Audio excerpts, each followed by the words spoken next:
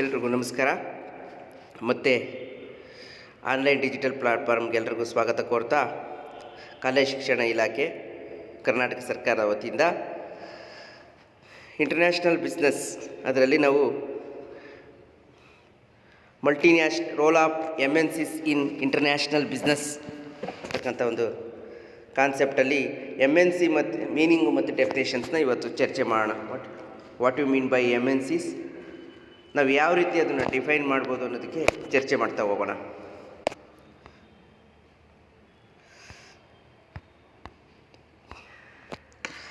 Multinational corporations are industrial organizations with their headquarters located in one country, extending their industrial and marketing operations in several countries through a network of their branches, or their majority owned by foreign affiliates. The multinational corporations ಅಂತಂದರೆ, ನಾವು ಗ್ಲೋಬಲೈಸೇಷನಲ್ಲಿ international ಬಿಸ್ನೆಸ್ಸಲ್ಲಿ ನೋಡೋದಾದರೆ multinational companies ಸಿಂಪಲ್ಲಾಗಿ ಅರ್ಥ ಮಾಡ್ಕೊಳೋದಾದರೆ, ಇನ್ಫೋಸಿಸ್ ಅಂತಕ್ಕಂಥ ಒಂದು company ಇಂಡಿಯಾದು, head office is located in India, branches are in Russia, America, Japan branch. ಇದರಲ್ಲಿ ನಾವು ಬ್ರಾಂಚಸ್ ಇರೋದಕ್ಕೆ ಮಲ್ಟಿನ್ಯಾಷನಲ್ ಕಂಪ್ನಿ ಇದ್ದೀವಿ.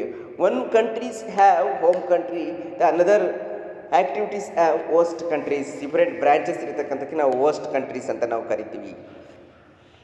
ಹೋಸ್ಟ್ ಕಂಟ್ರೀಸ್ ಅಲ್ಲಿ ಆ್ಯಕ್ಟಿವಿಟೀಸ್ ಮಾರ್ಕೆಟಿಂಗ್ ಆಗುತ್ತಿರ್ಬೋದು, ಅಥವಾ ಇಂಡಸ್ಟ್ರಿಯಲ್ ಆ್ಯಕ್ಟಿವಿಟೀಸ್ ಆಗಿರ್ಬೋದು, ಮ್ಯಾನುಫ್ಯಾಕ್ಚರಿಂಗ್ ಆ್ಯಕ್ಟಿವಿಟೀಸ್ ಆಗಿರ್ಬೋದು. ಯಾವುದೇ ಒಂದು ಚಟುವಟಿಕೆ ನಡೆದು ಅಂತಾರಾಷ್ಟ್ರೀಯ ಮಟ್ಟದಲ್ಲಿ ಆ ಕಂಪ್ನಿ ಗುರುತಿಸ್ಕೊಂಡಿದ್ದೆ, ಅದರಲ್ಲಿ ವರ್ಲ್ಡ್ ವೈಡ್ ರೆಕಗ್ನೈಸ್ಡ್ ಇದ್ದರೆ, ವರ್ಲ್ಡ್ ವೈಡ್ ಇದ್ದರೆ, ಅಂತಾರಾಷ್ಟ್ರೀಯ ಮಟ್ಟದಲ್ಲಿ ಇದ್ದರೆ ಅದನ್ನು ಮಲ್ಟಿನ್ಯಾಷನಲ್ ಕಾರ್ಪೊರೇಷನ್ ಅಂತ ನಾವು ಕರಿತೀವಿ. Multinational companies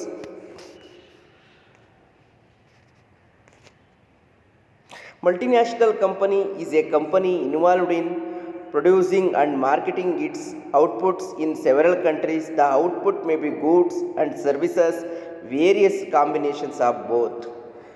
Whatever it is, whether products ಆಗಿರ್ಬೋದು ಅಥವಾ ಸರ್ವಿಸ್ ಸೆಕ್ಟರ್ಸ್ ಆಗಿರ್ಬೋದು. ಯಾವುದಾದ್ರೂ ಸರ್ವಿಸ್ ಸೆಕ್ಟರ್ಸ್ ಅಂದರೆ ನಿಮಗೆ ಗೊತ್ತಿದೆ, ಸರ್ವಿಸ್ ಸೆಕ್ಟರ್ಸ್ ಟೂರಿಸಮ್ ಆಗಿರ್ಬೋದು, ಇನ್ಶೂರೆನ್ಸ್ ಆಗಿರ್ಬೋದು, ಟ್ರಾನ್ಸ್ಪೋರ್ಟೇಷನ್ಸ್ ಆಗಿರ್ಬೋದು, ಎಜುಕೇಷನಲ್ ಇನ್ಸ್ಟಿಟ್ಯೂಷನಲ್ ಆಗಿರ್ಬೋದು, ಹಾಸ್ಪಿಟಲ್ ಆಗಿರ್ಬೋದು, ಬ್ಯಾಂಕಿಂಗ್ ಸೆಕ್ಟರ್ಸ್ ಆಗಿರ್ಬೋದು, ಹೋಟೆಲ್ ಇಂಡಸ್ಟ್ರಿ ಆಗಿರ್ಬೋದು. ಇದನ್ನು ನಾವು ಸರ್ವಿಸ್ ಸೆಕ್ಟರ್ಸ್ ಅಂತ ಕರಿತೀವಿ. Whether multinational companies have goods activity, product ಆಗಿರ್ಬೋದು, ಐದರ್ ಸರ್ವಿಸ್ ನೇಚರ್ಸ್ ಆಗಿರ್ಬೋದು.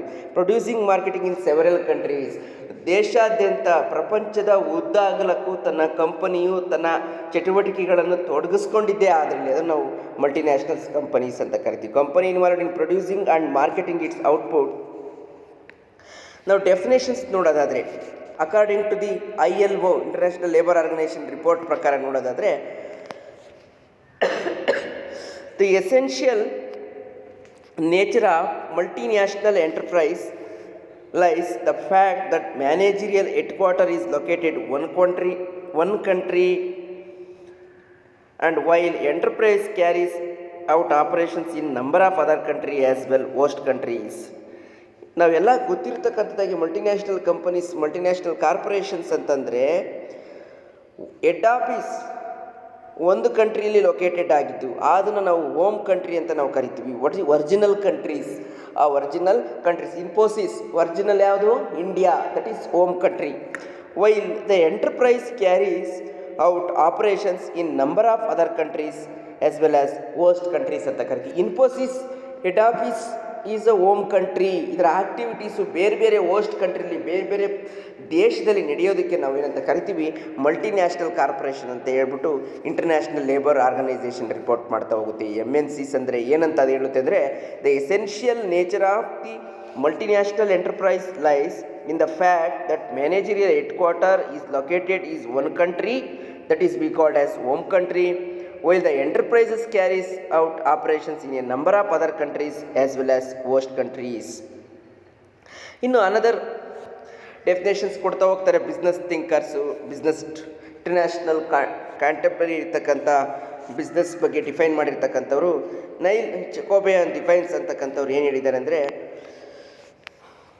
ನೈಲ್ ಜಾಕೋಬಾಯ್ ಡಿಫೈನ್ ಮಾಡಿದರೆ multinational corporation owns and manages business in 2 or more countries. Multinational corporation owns and manages 2 ಅಥವಾ 2ಕ್ಕಿಂತ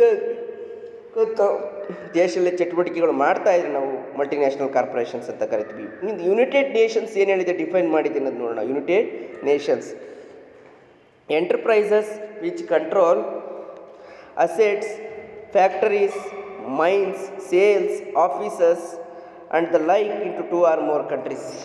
ಎರಡಕ್ಕಿಂತ ಹೆಚ್ಚಾಗಿ ಬೇರೆ ಬೇರೆ ಪ್ರದೇಶದಲ್ಲಿ ಎಲ್ಲ ಚಟುವಟಿಕೆಗಳು ಮಾಡ್ತಾ ಇದ್ದರೆ, ಪ್ರತಿಯೊಂದು ಚಟುವಟಿಕೆಗಳು ಕೂಡ ನಡೆಸ್ತಾ ಇದ್ದರೆ ನಾವು ಅದನ್ನು ಮಲ್ಟಿನ್ಯಾಷನಲ್ ಕಾರ್ಪೊರೇಷನ್ಸ್ ಅಂತ ನಾವು ಕರಿತೀವಿ.